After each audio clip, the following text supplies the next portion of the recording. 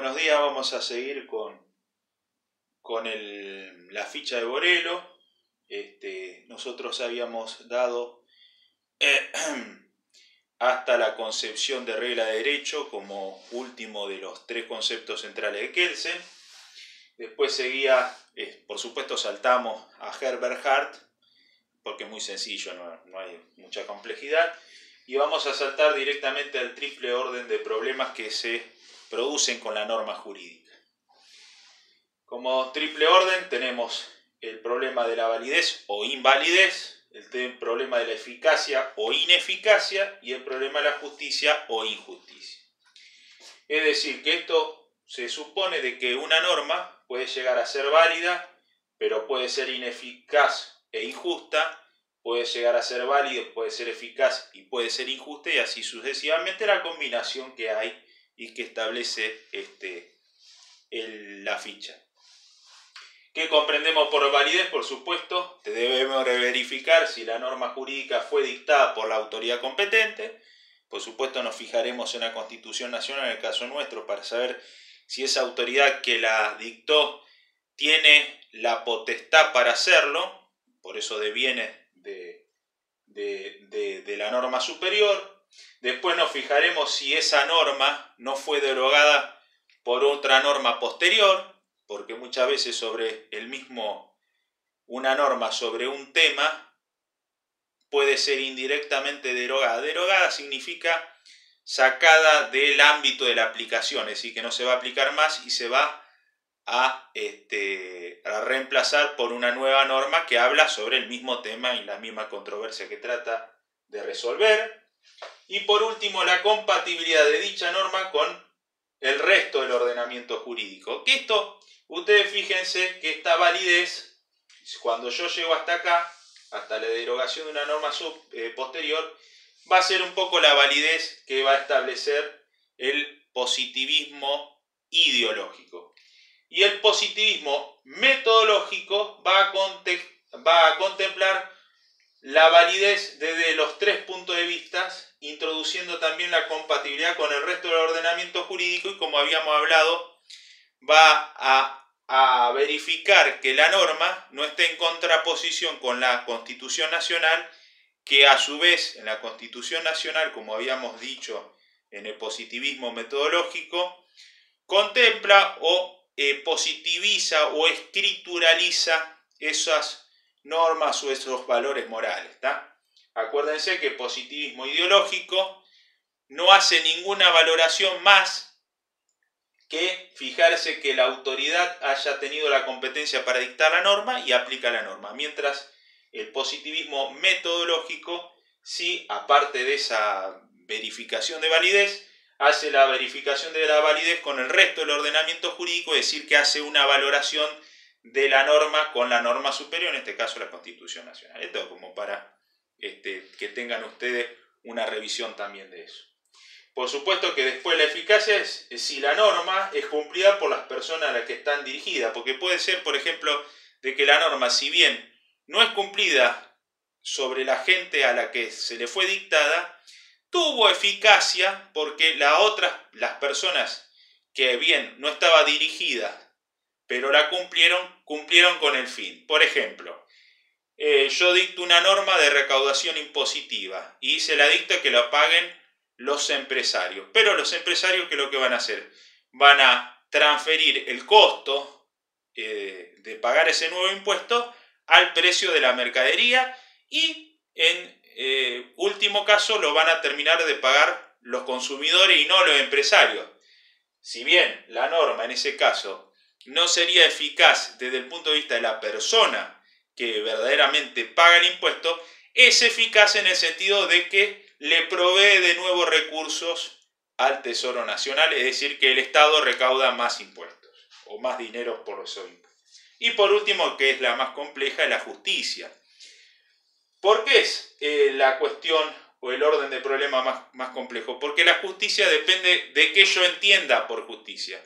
Si soy un naturalismo, como dijimos, la relación entre las valoraciones morales, dentro de esas valoraciones morales, la justicia como valor de valores, que dirían muchos juristas, es una concepción de un derecho natural y por lo tanto todo lo que no sea justo, diría aquí un naturalismo, no es derecho. Entonces ahí va a ser una justicia más pesada, por así llamarlo, con mayor relevancia. Sin embargo, si estoy desde un punto de vista de un positivista, puedo decir que en el caso de los escépticos éticos ni siquiera lo voy a tener en cuenta. ¿Por qué? Porque el escéptico, el positivista del escepticismo ético va a decir que directamente la justicia no la puede conocer porque no es un fenómeno sensible. Al no ser un fenómeno sensible no lo puedo conocer. Sin embargo, si es un positivista metodológico, va a decir que solamente va a reconocer aquella justicia que la sociedad haya constituido como tal y que lógicamente esté expresada en una norma que, como antes le había comentado, generalmente se expresa en la Constitución Nacional. ¿Tá? Bueno, pasando al otro ámbito de la ficha, hablamos de las antinomias. Antinomia significa anti, es contrario de, nomia, regla. En este sentido, regla o ley. ¿Cuál sería el caso? De que las normas en sí tratan de no contraponerse. Por ello que la antinomia, que va en contra de la regla, es cuando dos normas se imputan a un mismo caso soluciones incompatibles. Es decir, cuando sobre un mismo caso hay una norma que, por ejemplo, me habilita a hacer una cosa y hay otra norma que me imposibilita hacer eso que la anterior me habilitaba. Entonces, ¿cuál de las dos tengo que hacer caso? Es por ello que para que se produzca esta antinomia, por supuesto, tenemos que tener una condición. La condición es que la contradicción normativa, es decir, que las normas se refieran a un mismo caso. ¿Tá? Porque si hay una norma que es del fuero penal y hay otra norma que es del fuero civil, no hay contraposición, porque una solamente es a nivel penal y la otra es a nivel civil, entonces no va a haber contraposición porque los casos van a ser diferentes. Uno va a ser un caso penal y otro un caso civil. Y la otra condición es que las normas se prevean para dicho caso consecuencias incompatibles. Es decir, volviendo, el ejemplo que da la ficha me parece que es muy gráfico, es ese secreto médico. Por ejemplo, yo voy a un médico, ¿tá? A un médico privado. Entonces voy y le digo, mire, tengo una herida de bala. Y hay un secreto médico. ¿Por qué? ¿Por qué ese secreto médico? Porque posibilita al paciente a que no se preocupe por qué problema tuvo esa herida de bala, que de poder decirle al médico la dolencia que tiene para que el médico solucione el problema, y el médico se va a escudar en ese secreto médico. ¿Para qué? Para no hacer la denuncia, para poder atender al paciente. Pero ¿cuál era el problema? Que muchas veces en el sistema de salud público, ese médico es un funcionario público, ¿tá? Porque es una dependencia pública. Y como funcionario público, todos los funcionarios públicos tienen el deber de denunciar de todos aquellos delitos que le consten. Y si viene una persona a un hospital público con una herida de bala, antiguamente el médico estaba obligado a hacer la denuncia, ya sea porque la persona sea víctima o porque haya sido a causa de la herida de bala de que ella haya querido robar algo por medio y la víctima del robo le haya propinado un balazo. En este caso, el médico se encontraba con que, si bien tenía un secreto médico con respecto al paciente, tenía la obligación como funcionario público de denunciar, y muchas veces el médico no sabía cómo actuar, si violar el secreto médico o violar su obligación como funcionario público. Posteriormente, la jurisprudencia en el caso penal le dio la razón al secreto médico. ¿Por qué? Porque si no habría una distinción entre la sanidad pública y la sanidad privada, porque el privado, al no ser funcionario público, no tiene esa obligación, entonces directamente aplica el secreto médico. Es para darle cuenta de cómo se solucionó. Pero también sirve de un ejemplo gráfico en cómo la misma persona, el médico, tiene una norma que le confiere el secreto médico y otra norma que, al ser simultáneamente funcionario público, le impone la obligación de realizar la denuncia. Dichas antinomias tienen diferentes criterios para ser resueltas. Los criterios estos para resolverlas son muy importantes. ¿Por qué? Porque vienen de la regla superior, deroga la inferior, lógicamente. La regla superior sería la Constitución Nacional, un ejemplo gráfico. Y la regla inferior sería cualquier ley sancionada por el Congreso. Es decir, que cualquier ley, por más que esté sancionada por el Congreso, no podrá ir en contra de la Constitución Nacional y, en caso de contraposición de las dos, va a prevalecer la Constitución Nacional. Pero cuando haya dos leyes de igual jerarquía, que es el caso segundo, la ley posterior va a derogar a la anterior. Por ejemplo, hay una ley de impuesto a las ganancias que cobra el 30% a las ganancias, ¿tá? Y luego el Estado saca otra ley de impuesto a la ganancia que cobra el 35%. Bueno, la ley posterior, la ley más nueva, va a derogar a la ley anterior, por lo tanto, el contribuyente no va a poder pagar el 30%, sino deberá pagar el 35%.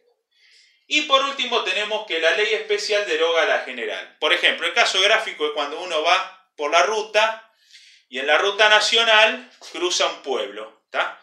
En la ruta nacional yo puedo ir a 80 km por hora, pero cuando cruzo en el pueblo, que sería la regla general, la ley general sería la de la ruta nacional, cuando cruzo el pueblo tengo que disminuir la velocidad a 40 km por hora. ¿Por qué? Porque hay una ley especial que rige, si bien es una ordenanza del pueblo, que rige sobre ese trayecto por constituirla a esa ruta nacional como una calle interna del pueblo, en la cual esa ley especial a esa fracción de esa ruta, establece que como velocidad máxima sea 40 km por hora. Yo no puedo esgrimir de que yo iba por una ruta nacional en la cual era la máxima velocidad 80, porque la ley especial sobre ese trayecto nada más que cruza el pueblo delimita que la velocidad máxima son 40 km por hora y por eso te van a hacer una multa.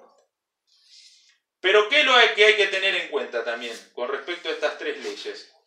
Que se deberán aplicar en el orden expuesto, es decir, que el criterio de la superioridad prevalece por sobre la temporalidad y la temporalidad sobre la especialidad. Por ejemplo, la Constitución Nacional prevalece más allá de que haya una ley posterior que derogue a la anterior, y esta a su vez prevalecerá por sobre la especial, porque vamos a suponer que hay una ley especial, pero hay una ley general que posteriormente se aplica a la especial, entonces la derogará. Sé que a veces es medio complejo para entenderlo, pero vayan estudiándolo y se van a dar cuenta de cómo establecerlo. Le voy a terminar, voy a hacer el último video con ordenamiento jurídico y ya terminamos con los videos. Espero que lo puedan entender y que les sea grato. Hasta luego.